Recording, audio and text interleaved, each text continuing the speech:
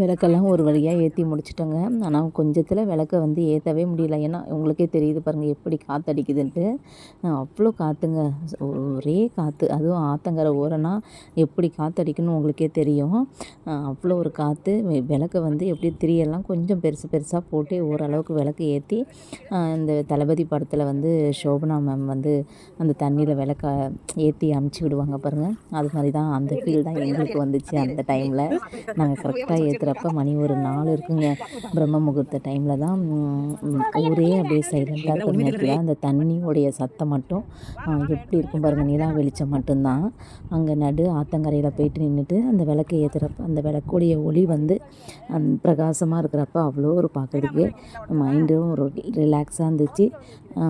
அதை பார்க்கவும் ரொம்ப சந்தோஷமாக இருந்ததுங்க. நமக்கு 1000 ப்ரெஷர் இருந்தால் கூட இது மாதிரி ஆன்மீகம்ன்றதை தாண்டி இதெல்லாம் பண்ணுறப்ப மனசுக்கு ஒரு ரிலாக்ஸேஷனும் கிடைக்கும். அதே டைமில் சந்தோஷமாகவும் இருக்கும். இது மாதிரி நாங்களும் பண்ணிவிட்டு அதுக்கப்புறம் தேங்காயெலாம் உடைச்சி வச்சாங்க. இதில் என்ன ஒரு கூத்துன்னா அக்கா வந்து தேங்காய் உடைச்சிட்டு கத்தியை விட்டுட்டு வந்துட்டாங்க அங்கேயே. அது ஒரு வந்து வீட்டுக்கு வர வழியில் தான் வந்து கால் பண்ணி கத்தியை விட்டுட்டு வந்தேன், எடுத்துகிட்டு வந்தியா அப்படின்னு சொல்லி கேட்டாங்க.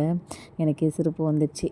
அவங்க இந்த ரொம்ப இருட்டாக இருந்துச்சுங்களா, நமக்கு சீக்கிரமாக படைச்சிட்டு வரணும். அதே சமயத்தில் பூச்சிலாம் வேறு இருக்குமோ அப்படின்னு ஒரு பயம் வேறு. இருந்தாலும் வந்து சாமி மேலே பாரத்தை போட்டுட்டு தான் இதெல்லாம் பண்ணோம். விளக்கெல்லாம் அவ்வளோ சூப்பராக லாஸ்ட் வரைக்குமே எரிஞ்சிட்டு இருந்ததுங்க. இந்த இருட்டிலே வந்து இந்த நிலா வெளிச்சத்துலேயும் அந்த ஃபோனுடைய வெளிச்சத்துலேயும் அதே மாதிரி அந்த விளக்கோடைய வெளிச்சத்தில் மட்டும்தான் நம்ம இந்த எல்லாமே பண்ணுவோம். எப்படி இருக்குது பாருங்கள். அப்புறமா வந்து நம்ம ஃபோனில் வந்து டார்ச் அடித்ததுக்கப்புறம் தான் வந்து இந்த லைட்டு வெளிச்சமே நமக்கு வந்துச்சு.